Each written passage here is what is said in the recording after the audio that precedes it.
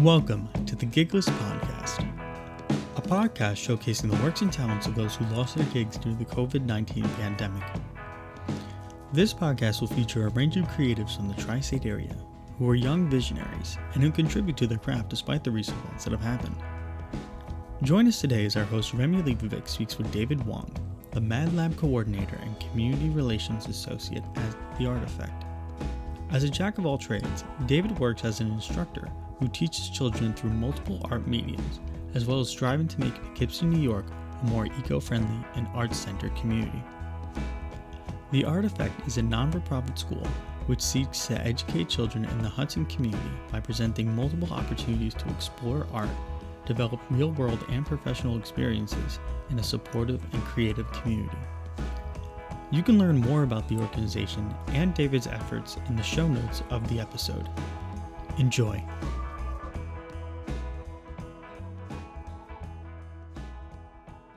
Hi, everyone, and welcome back to Gigless, the podcast that is documenting the loss of gigs due to the COVID-19 pandemic.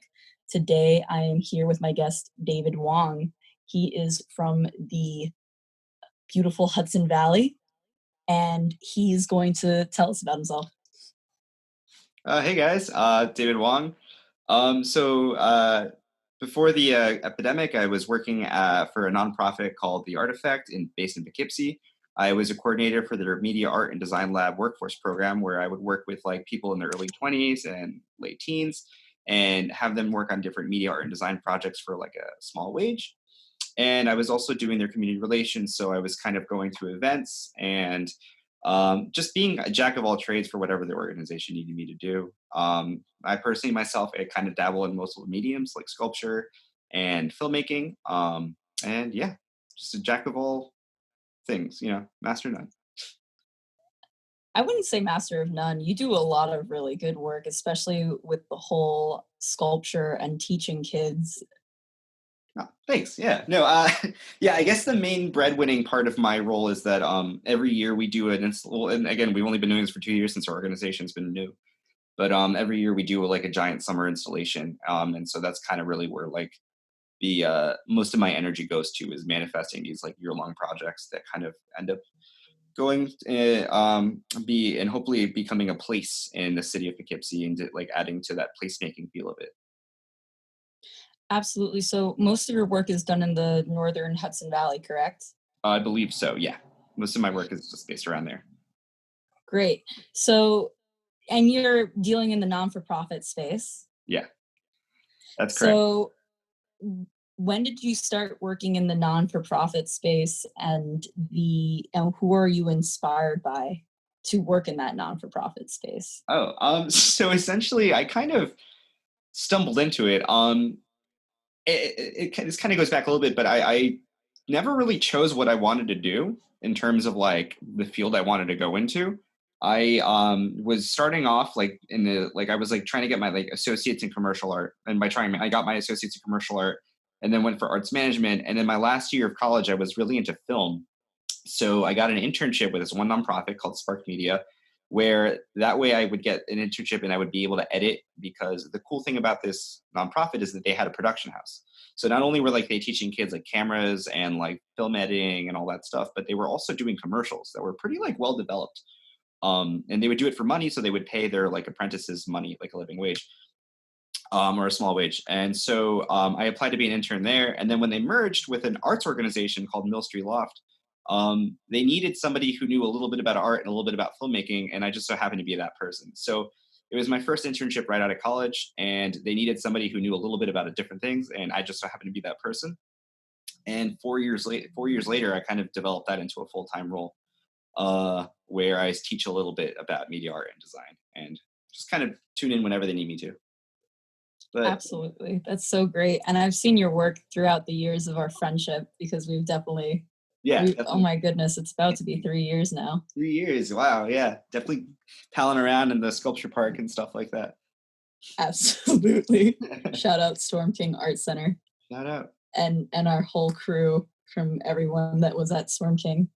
So again, so what does your average gig look like then? Because if you're doing all of these non-for-profits and you're doing a lot of, work for the kids and work for film, and just what does your normal gig look like to listeners who would just never see you Okay, doing yeah. that? So the where I get most of my it's kind of like I'm cobbling it together, and I'm trying to see where else I can take it by like teaching myself things. But my main bread comes from the not my role in the artifact, and so the main gigs look like putting together these projects that happen every summer, and those take quite some time because it's kind of a process of like asking a bunch of teenagers like what they think sculpture is, but at that level they don't really know, so you have to teach it to them first. And then when they take that, kind of merging their ideas, taking their ideas and proposing it to like the chain of command. So after the kids give me ideas and I have an idea of what would be looking good for them, it's not just up to me. I have to take it to my boss and then my boss's boss. And then that's got to get approved by all the senior partners. And then that's just us. So whoever's sponsoring the project, it could be one other nonprofit that's bigger than us, or it could be like a grant. They have to get approved by it too. And then even then, because it's based off the city of Poughkeepsie and it's for the city of Poughkeepsie, that has to make its way around the local politics, the arts council, any of the council people who are like sponsoring the land. So my project is arts based, but it's really just it's almost like babysitting. Like you just have to babysit one idea for a long time and just water it and change it depending on whoever has ideas. So that's really what my main role is, just project management, arts management. Also recently I've been doing a thing where I kind of coordinate gigs between kids who are like working with us and local business owners who are in that kind of space where they need some art done, or they need some like freelance labor done, or some sort of artistic craft done, but they can't really afford to hire like professionals or even students who are in college. So there's a nice sweet spot of like high school kids who have some guidance and local businesses who need some art. So they're not really taking art away from any professionals, but they're also getting opportunity. And so I coordinate between those gigs too. And that's really where my kind of focus is. That, and also just bringing arts into different like public spaces. So if there's like an event that's like for the sake of promoting a healthy creek, and you want our organization there, it's usually me, and I'll go like we try and stay away from face painting because it's so much work, but it's like any arts-based activities, it could be stop motion on the go. So that's where my main income comes from. In addition to that, I do some freelance production. So me and like my brother-in-law will film local musicians or rappers, and we'll help them make music videos. And it's kind of funny because I'm essentially his assistant, but also I'll tune in and be a director too. So he's like the tech guy, he knows all the camera stuff, but you still need like a team to move around heavy lights and to like move things around and to set up equipment. But then as he's setting up equipment, he'll be like, Dave, can you go in and coach that person on how you want them to behave? So it's kind of like, it's like a weird backwards role of like, imagine being like an assistant, but also getting to direct actors at the same time. And so that also gave me some video editing skills, and I do some freelance video editing for whoever needs it, if they have the money for it. And that's about what I do for money. So, I just want to go back and touch on giving the high schoolers gigs. I think that is an excellent utilization of local community.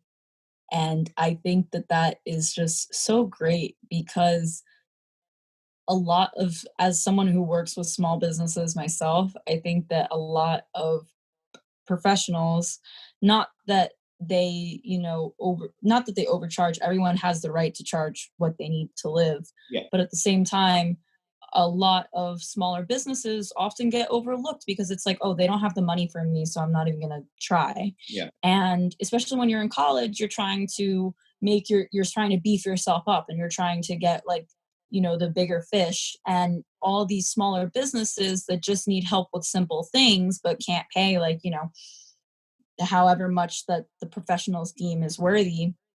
I think because even though I was like, if I was in high school and someone was like, I'll give you $100 to put a painting of yours or a drawing of yours on the wall, I would literally freak out. I would be so happy. Yeah, that's literally honestly what most of it's like, honestly, is like someone needs a piece of art and they have this much money that might not be a lot to me or you, but like for a high school kid who needs to build up like something to put on their resume to get into school.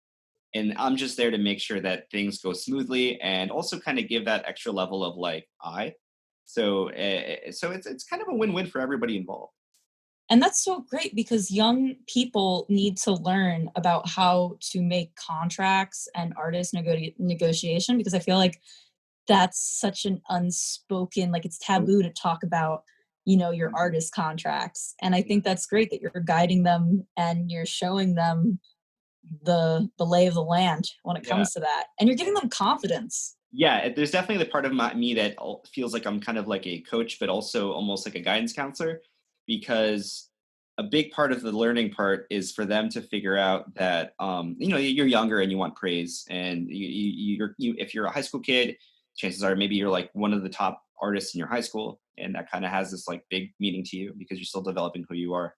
But when you first have to get your rendition of notes on something that you've done, and it's not from a teacher, and then you have to do it again and again, there is a real strong part where this becomes not fun anymore. And that's a dangerous part when you lose a lot of creative young people is, oh, the part where the creativity doesn't become fun anymore. Does that mean I can't do this for a living? And the demographic that I work with tends to be lower income youth who they need to have all the avenues they can into higher education, and also like higher, like, working in the field, and specifically creative fields too. That tends to be like a wealth, like, disparity thing. Um, you need to have a coach there to be like, listen, this sucks, but this is like what it's like. You're gonna you're gonna be okay. Just toughen up, and eventually this will just be something that you deal with, just the way like you tie your shoes, and the way that you, I don't know, have to put on clothes. Like getting notes is just gonna be a part of the routine, and you won't Yeah. have to deflate the way that you would have if maybe you're going at this alone. So, could you just explain to our listeners a little bit? You mentioned that they're from lower income households. Yeah. What are some of the obstacles that these kids are facing? Yeah, no. So Go ahead. essentially, it's kind of identifying what barriers are there that no one has really known. People, when they think about the arts and creativity, it's like, okay, well, you have to be the most creative person in the world to like, and that's it, and that can come from anywhere, and that's true. Most people that are born from struggle tend to be creative because of just the necessity. I know the reason I drew first was because it's the cheapest thing to do. Like I can't, buy a hockey equipment and like learn that, but I could like take a pen and paper and just start drawing. So there's that, but there's the idea of thinking about art in terms of career. There are careers in the arts like graphic design, industrial design, that these kids might not have even heard of. And by the time you're a junior in high school, and for you not to have heard of that, it's already for you. It almost sometimes is too late for you to go to school for it at that point because you didn't have the portfolio. And that's not necessarily true because you can still like, hustle and catch up. But wouldn't it have been so much nicer if someone had just told you that there was a thing out there? And in addition to that, we also supply students with kind of the tools. So for instance, if you've never done graphic design or you've never done digital art, well, there's a place you can go where you will give you that equipment to do it. And then you get the paycheck when you work with us, and you could buy your own. And that's what happens with a lot of my students, is that they have their own tablet and their own pencil now because of the paychecks they got from working with us. So that's really kind of the main barriers. It's like, what other gigs are there that you didn't even know about? What equipment would you maybe not have the benefit of working with? And then also like just a guiding principle of like museums. Like I'm sure most of us have like the benefit of being in museums, but there are some people out there who never been in a museum before. And if you're in a city that is like highly pedestrian based, like you work in the city, it's a huge project to go into an art museum. And even then it's like, why if you have no frame of reference for it? So that's kind of the barriers that we try and tackle. For the most part, though, I don't want to make it seem like I'm the guy from Stand and Deliver, because really I walk in and I go, all right, guys, like coffee time. This is your project. And then I float around and give notes. So I don't have to give too many inspiring speeches or too many, I don't have to do too many dramatics, but it is something that there has to be thought of, because I definitely feel like when I entered the museum world, even as my first job, that wasn't fast food. As a 19-year-old, there was a huge like difference in like education level and just what you absorb if you're of a different income level. And what you're taught to absorb as well, because for context, my minor, for people that have been listening, I have a dual major BA in graphic design and digital studies from Rutgers University Camden, but my minor was in sculpture. I spent a lot of time doing projects with my mentor that was a sculptor and still is. And there are things in sculpture, because you mentioned sculpture and doing non-for-profits that you're taught to look for with the eye of a sculptor. Mm-hmm.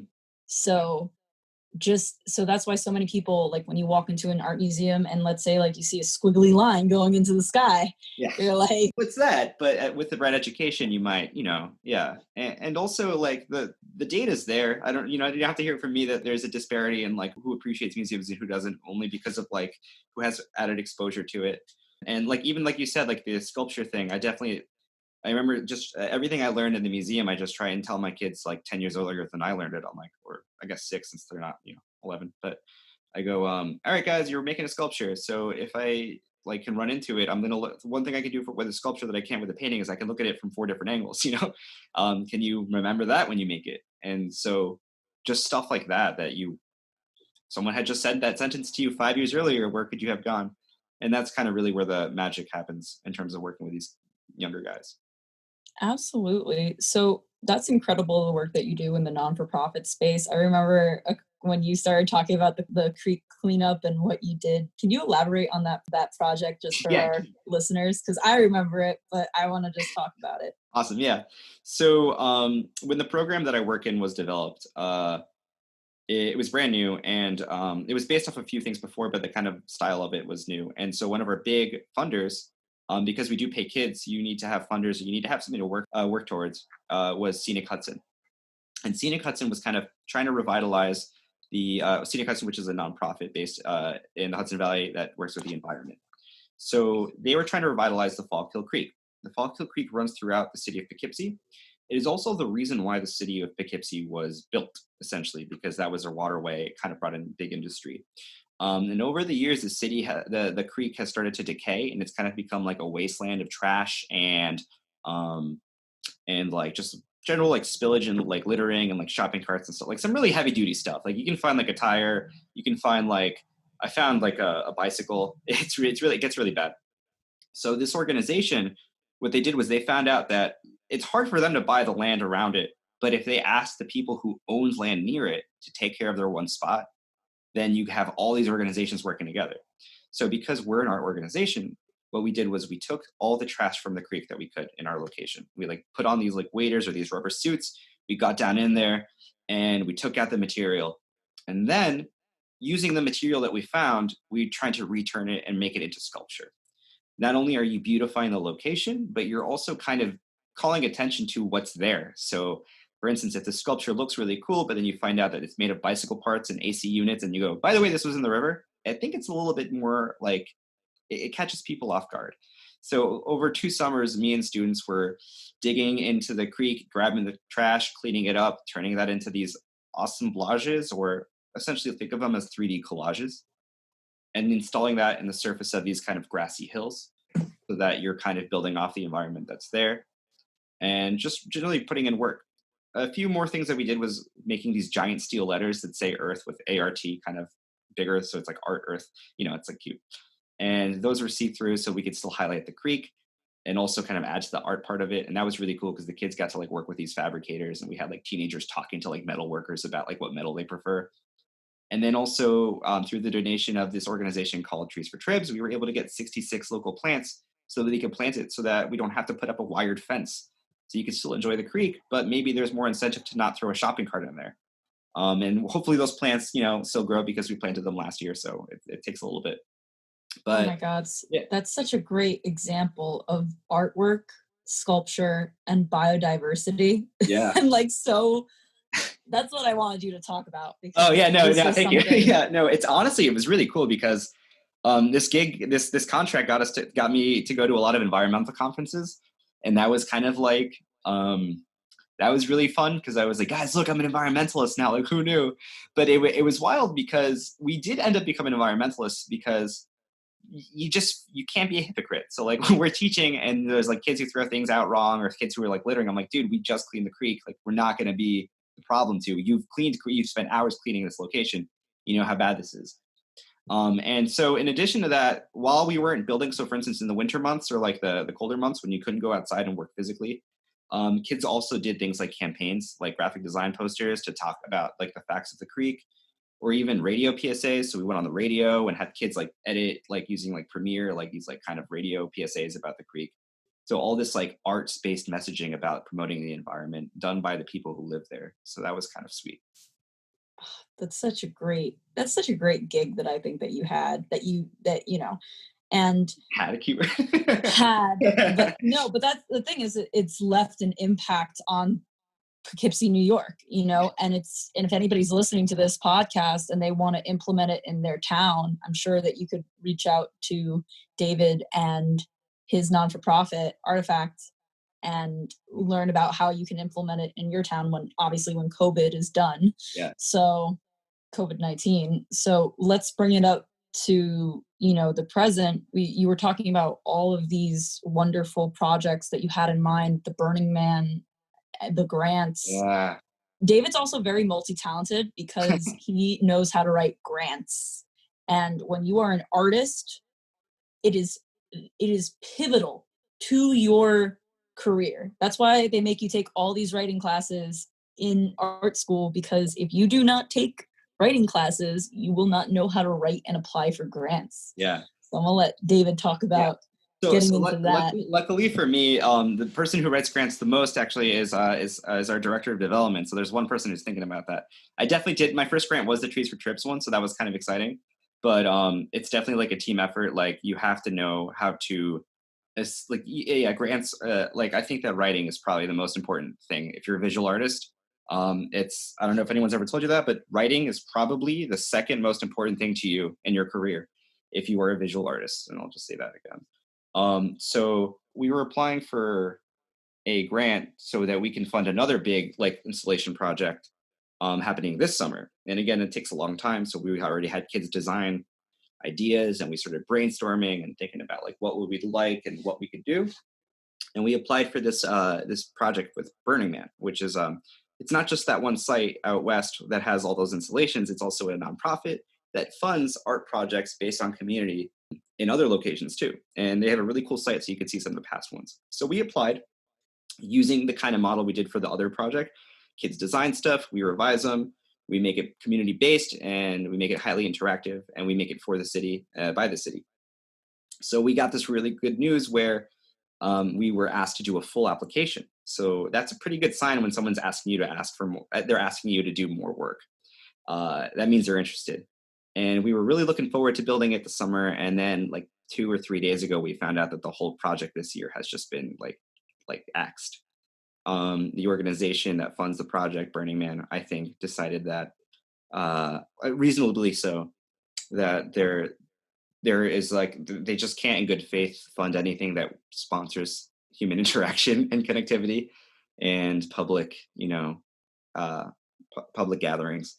So that was super duper disappointing. But, we'll try again next year. And that's kind of just one of the smaller repercussions that no one thinks about is like all the nonprofit grants that got axed too, because it's not just me. If we like talk about the four organizations I just mentioned, like Scenic Hudson or Trees for Tribs, or even like other organizations that work outside.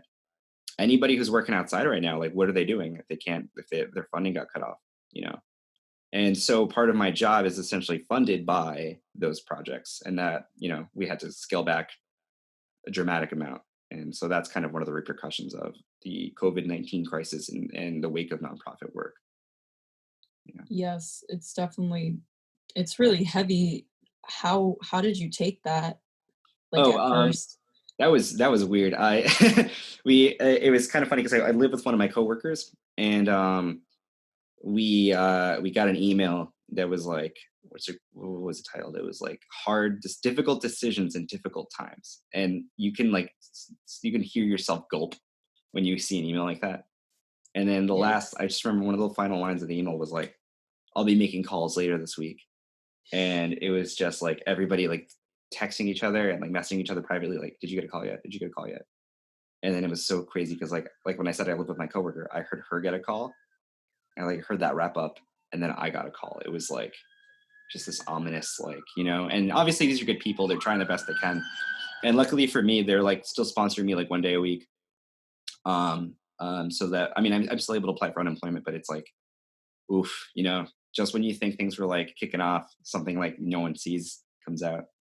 That's what a lot of people has been saying, is that they felt that 2020 was really going to be their year, and they Yeah. started, me included, Yeah, no, they understandable. started feeling that, you know, they were onto something, and then that something was canceled, Yeah, postponed, postponed. and a lot of artists really do feel that way. Yeah, no, And so getting more into that, how has COVID-19, how has this pandemic affected you? Like, how have you adjusted, and how has this shift like changed well, everything? yeah. So it's crazy because like definitely from my job's perspective, like I never really considered what I did service industry, like in terms of like barber, but like if I'm like working with people and like my whole gig is the like interaction with humans and like getting them to do things, you can definitely do it online. And I know a lot of schools are doing like Zooms and stuff like that, but or like digital meetings. Teaching is interesting because it's like super heavy based on critique, and like my one day a week goes to like teaching like a critique session for night class. But other things too come into question, like physical working or like physical painting, like that stuff's all limited. Like if we're not there to give kids tools and like supplies, then how do they get them if they're not, if they were getting them from us first? And we found a way to give them most of it, but it's still like threw everything to an array. And for myself, my days are a lot emptier now. So I've been keeping busy with my own projects because like I said before, like I dabble in a lot of things. So and like thank you again for saying it. I was like, I don't really consider myself good at any of them, but I dabble in things. And so I've just kind of been taking that workflow of like, I work with a lot of people. I tell a lot of people what to do and we collaborate. And I've just kind of been doing that in my own life. So I'll ask my friend to draw like cartoons for me, and then I'll ask another friend to make a piece of music, and then I'll just put together like a fake ad for Instagram just for the sake of calming myself down. Like, I don't know if Yeah. you remember the song like Fireflies by, I don't forget. It's like a band. Owl City. Yeah. So that's one guy, and I guess the meaning behind that was he tried to write himself like a lullaby so he can go to sleep. And I remember hearing that when I was working at a fast food joint when I was like 19, and somebody was saying that as a joke, like, isn't that ridiculous? This guy wrote himself a lullaby so he could fall asleep. But I was thinking like, that's really cool. Imagine writing yourself your own like cure. So right now I just make a lot of content aimed to calm myself down. No, but that's what's needed. I think that all artists and all people that are, you know, musicians at the same time, creatives, are people who just, you really start creating because you're selfish and you need it for yourself, and Yeah. then other people start catching on. Yeah. So taking a more introspective look, how are you, so you're coping with it through creating, which is Yeah. great. Yeah. What's an example of a project that you're working on? Oh yeah. So I think the first thing I did was I made like a fake magazine cover called Quaran what was it? Quaran Times? The Quaran Times. And essentially what I wanted to do was so I teach photography and I teach basics of design, like very basics. And I teach a whole bunch of stuff. And I was like, what if I just all the stuff that I keep teaching, what if I just do? So I made a magazine cover that was fake. It was like a parody called The Quaran Times. And it shows a photo of me being really, really stressed out, and like fake tips like how to turn apocalypse now into apocalypse wow, and all that kind of cheesy language that I feel like is going around in like late night TV and these like self-help gurus who mean well, but it still kind of sometimes feels a little like silly. And I was just doing stuff like that. But then the second project where it was like Quarantunes, which was like this little like 1 minute long video for Instagram, was essentially like a fake ad. And I had a friend of mine, Emily Kapowski, or Mila Cass on Instagram. She made me a jingle. Like I was like, can you make me a jingle, like a commercial? And she goes, cool, done. Here it is. And then I was like, cool. Can we revise that so that it has these notes in it? And then as she was doing that, I hit up my friend John Flynn, who's a cartoonist, and I was like, can you draw like a cartoon so I can like animate it and turn it into a walk cycle? And then I made, and as he was doing it, I had another friend, Kara, from Storm King. So Kara from Storm King, Remi. And she Yeah. was also doing a cartoon for me. So I was doing what I do at work, but instead of teaching, like having kids do a bunch of things, I was making like my friends do them since they were all bored. And then I made like a DIY green screen rig at home using a Lazy Susan, which is kind of like a rotating wooden thing. And I just taped it with green, and I made a green backdrop. and I put a Purell lotion bottle there, and I just kind of had it spin. And I just really wanted to make something catchy, but also kind of pointless. And the jingle was, "You're fine, you're doing well, you're fine, you're okay." And so there's just this like minute loop of like little cartoon animals crying as there's a Purell bottle spinning, and it's just really weird. And I originally like wanted to keep making these things for like 3 or 2 a.m. because not only is that usually when I'm done with them, but I think there's a real vulnerability at 2 a.m. or 3 a.m. nowadays. I think that if you're on your phone on Instagram at 3 a.m., you're probably not feeling the best. And I kind of, so if you've taken like media buying and like, oh, 6 o'clock is the best time to sell soda, it's like, when's like the best time to sell anxiety? Antidepressant and anxiety, yeah. So that's kind of what I wanted to do. Although my last post went up at like noon because I was like, I overslept. That's fine. But there was something really nice about this kind of collaborative nature. There's like something, it feels like work because you have like, I try to make myself have a deadline of like get it done as soon as I can. And it's also about like asking people to do different parts of it and have a lot of gear spinning. But then at the end of the day, it's like pointless. So there's this kind of nice feeling of no one really cares about this anyway. So it's work, but it's not. It's busy work. People don't care about it, or you think people don't care about it because it's not gone yet. Because as we're seeing now in this pandemic, no one cared about the arts. No one cared about music. The music programs and the art programs were the first things to get cut in school budgets. And now it's like the biggest demand is for entertainment. Yeah, no, that's honestly, it's what it is. I was telling my dad, because my dad's a big doomsday prepper, apocalypse dude. And he once told me like, so it's like every 4 years, whenever something scary happens, and I'm not saying like whenever he tells me this, I don't panic. Every time I do panic, he's just like, listen, when the thing happens, and I say that because it's interchangeable, you know, before it was like World War III or when this, your skill set's going to be useless. He said to me, he was like, you have 2 things going for you. You can speak Spanish and you're young, so you can maybe lift heavy things. That's it. And he was like, that's all you have going for you. You're going to be like you have to know that that's what you have. And I was like, oh shoot, you're right. Like, this is all I have.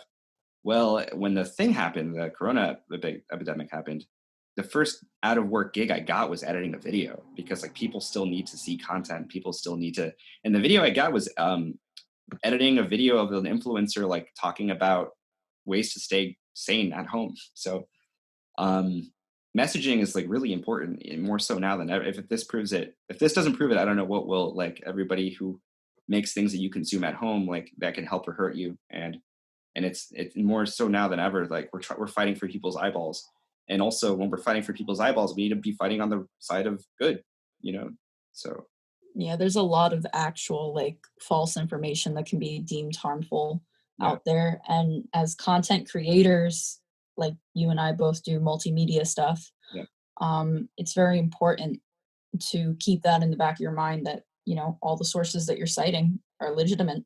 Yeah. And just to take a more, you know, a deeper look at what's going on, how are your kids how are the kids that are from those already, you know, places of like those kids that already don't have access to things? How do they feel now that no one has access? Or how are they feeling? Yeah, it's tough. I luckily for me, I did get to keep at least 2 weeks of remote teaching before that kind of session, that gig ended. And I do have 1 day of work a week with my main job. So that's something where I get to like at least like have a night class and do critique. But because, you know, like I'm a dude in his late 20s, I have my apartment, I have my room, I get to go here and retreat and make art for fun. They are kids and they're kind of powerless. And I had a student not too long ago, like essentially go online and like ask for commissions because like she was trying to support her mom, you know, because her mom was hurt. But like if you're a kid, you're in this like absolute state of powerlessness because you don't have a job. You know what I mean? You didn't have a job to begin with. So it was really moving to see her try and use that. And I definitely like funded her too. And like, I'll definitely send you a link so you can boost your Instagram. Oh, I will boost her Instagram and I will definitely commit. I want a commission. Yeah, no, I bought one too. I was like, and it's funny because she had and like a lot of my kids do this. They don't do backgrounds. Like they're really into character art. and then they don't do a background. So I commissioned a city scene with no people in it, just to like pay her, but also try and teach her something.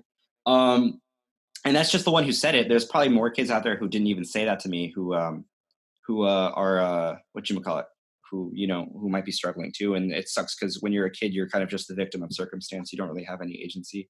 And especially now, if your parents are laid off, you might be struggling even more. And if you're in a city setting, you got a bunch of siblings, like, what are you doing? You're just at home eating. And what if you had meals paid for, like for my organization, we gave them snacks, or if you were at night class, we paid you dinner. So to get all these like different implications that are really getting cut off. So, I try and keep the 1 night a week class going, just because I feel like it's a nice little break from reality. But it's funny that you mentioned that, because so part of what we do too is we have a radio show at Vassar College. And so now we're talking about keeping that going, but remotely. And hopefully we'll be able to like have kids be able to talk about things like, what are some struggle meals they're eating, or even like, what's it like to be with like your siblings all the time, and just stuff that no one really gets the airtime to really vent, specifically from this like kids in Poughkeepsie setting. It's really specific, but yeah. Absolutely. But that's the thing, is that a lot of people are like, oh, you're a kid, you got nothing to worry about. And it's like, Oh my God. no, there's a lot of things that So much kids have to worry about. They're And so aware of everything, and they just can't have, you're just in a place where you can't do anything about it. And that's where it's like the worst part of it comes.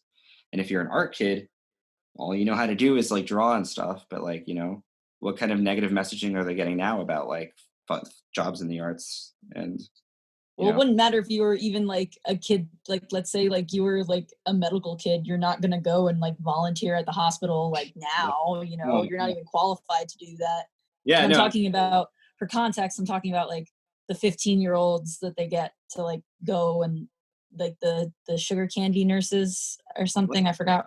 The candy stripe nurses, like the kids that you would be when you were younger, you could sign up and you would like deliver like candy and snacks from the hospital gift shop up to rooms. Oh, I didn't know that was a thing. That sounds awesome. Yeah.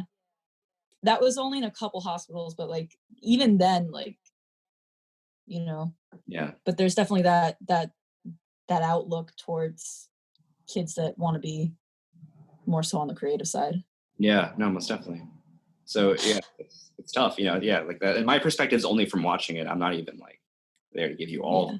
They won't even like tell me. So who knows? Yeah, absolutely. But that's good, I think, because Gigless is documenting what's going on during the COVID-19 pandemic for all creatives, and these kids, while they're not like adults yet, I still think that they count as creatives that are being affected by this. Oh yeah, no, most definitely. Like, and I'm sure that a lot of these kids also like, yeah, they might have pen and paper, or they might not. Like, we don't know. We can't even assume that. Like, if you're cut off from your materials, like, how are you really able to, Well, you told them to go into the creek.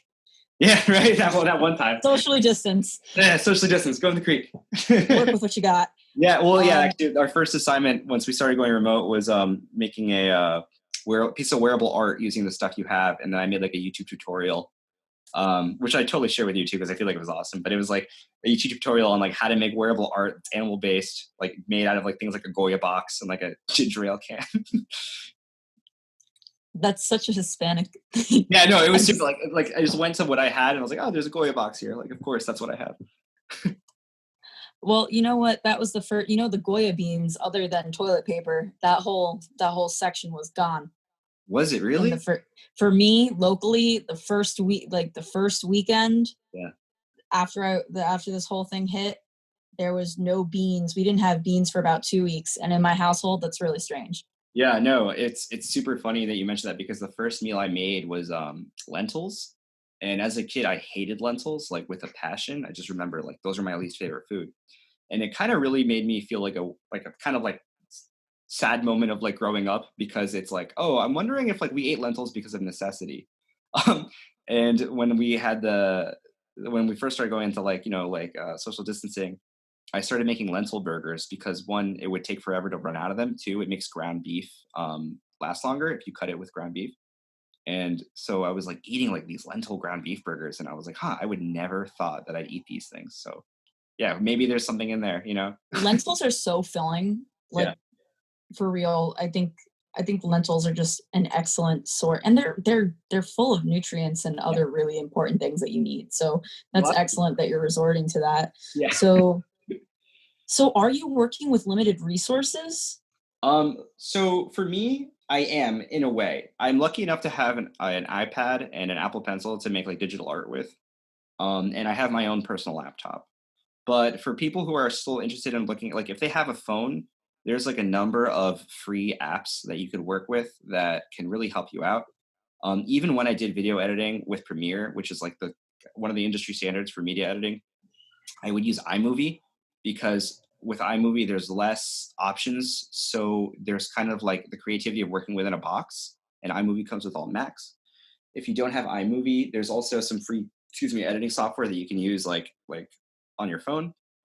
Um, and my green screens rigs are like DIY and stuff like that. So so I'm working with some limited resources. Like I don't have my cameras or like I don't have lights from work, so I just use my phone camera and I just use like a table lamp. But you can still do a lot with it. Like you can control your ISO and your exposure settings and do some nifty tricks. So it's interesting. That's so great that you're making it work though, Yeah. which is very important. Well, it gives me the excuse of making bad things too. So I am less anxious about putting out content because I'm like, listen, I could always say that, if I had my gear, it'd be really good, but like, I don't think it would have been good anyway. But the idea of like using what I have definitely helps motivate you and kind of pushes you in certain directions. Like there's a little bit of almost like artistic prompts when you can only use those tools. Yeah, and I definitely want to just say real quick, because I know that you've been listening to our podcast, and I know that you're a multimedia guy. So I know that you see that each of our episodes on YouTube are a slightly different tint of green. Oh wow, yeah. that we've been encountering problems with. So we've been doing post-production. We've been using iMovie. We've been using Adobe Rush. I make the graphics using Illustrator and InDesign, but then I so I've just experimented all those different things, and the assets, like the images that I make and the designs that I make, they're all the same color green, but the way that the video renders out on different softwares, we've even had to use like Windows Movie Maker because my media encoder, I don't have media encoder anymore. It updated and my computer didn't update with it.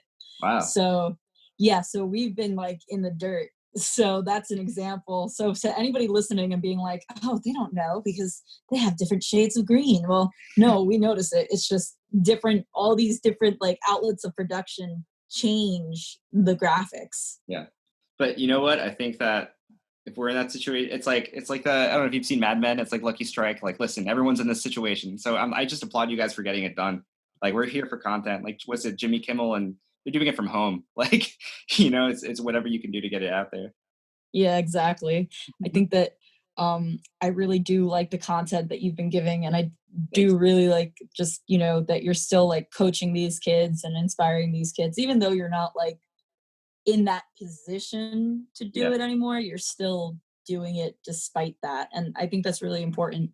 So where do you see yourself in the future? Like, where do you see yourself going after this is done? How do you see like the non-for-profit space recovering from this?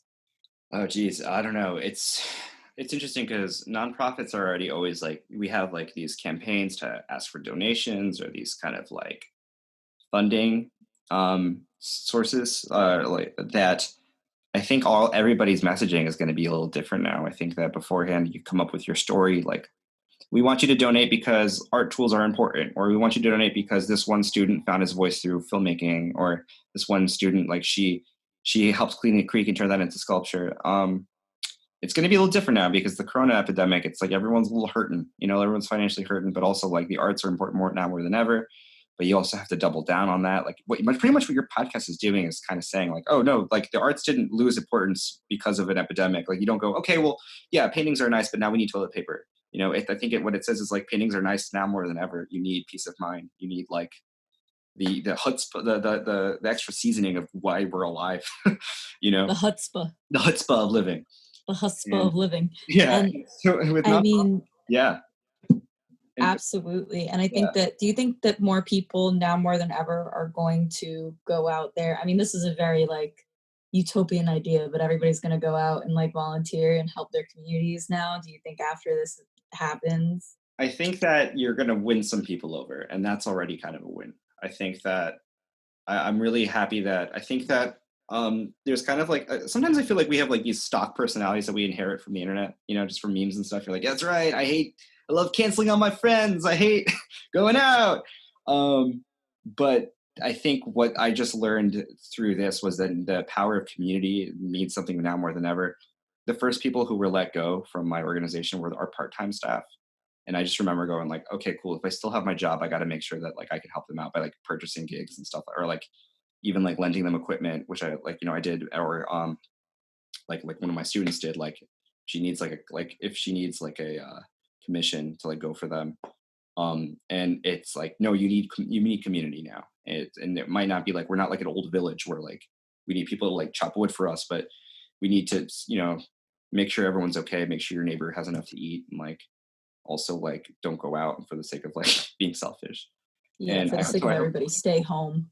Yeah, and that's also really exciting, like all these people who are making masks at home to donate. Or even I had one person who was so smart, she was like on Tinder, like going like, hi, I need a 3D printer because we have this file to download masks. Hi, I need a 3D printer. Like just the resourcefulness of people, you know what I mean? And so that's awesome. I'm really happy. So I hope that keeps up, or even just that sense of community keeps happening. And only also, swipe right if you have a 3D printer. Swipe right if you have a 3D printer. Please help this person out. Oh my goodness. Yeah. So I don't know. The nonprofits, it's interesting. I'm wondering how all the service industries are going to change because of digital stuff. Like I know remote teaching, we always thought about teaching our classes online, and we thought about, well, what does that look like? And it was kind of like a luxury and a thing we didn't really have to think about, but now we do. And also that asks the next question: if we're going to teach online, who gets to take online classes? How many people don't have the resources to it?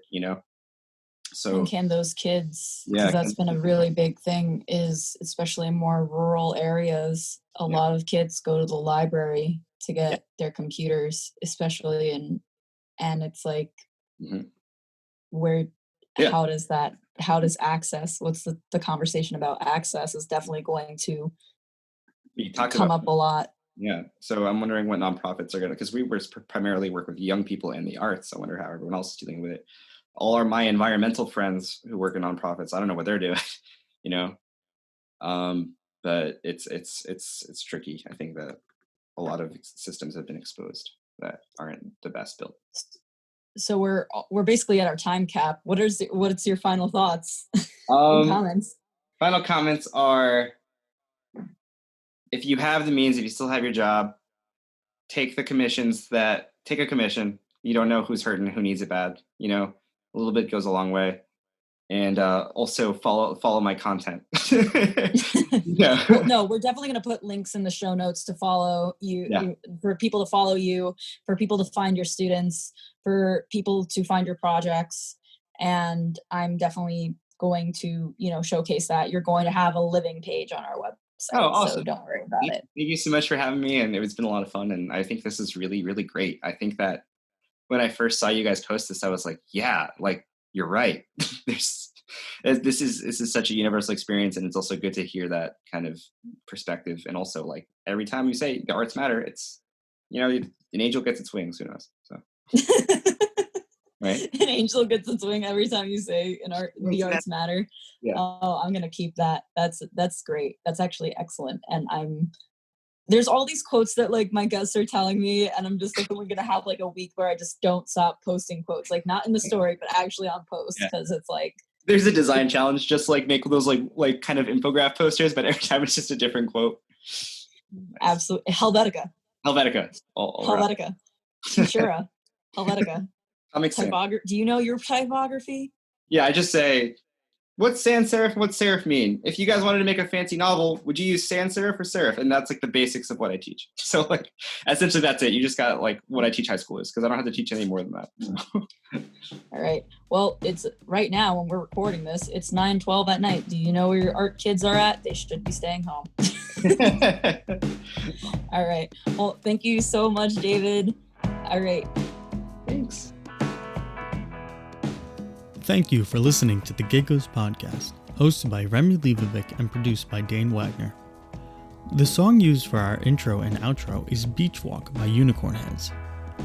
If you enjoyed this podcast, head over to our social media pages on Instagram at Giggles Podcast and our website, gigglespodcastblog.wordpress.com. There you can find out more about the artist, contact the host and producer, and find out more about our schedule. Thank you.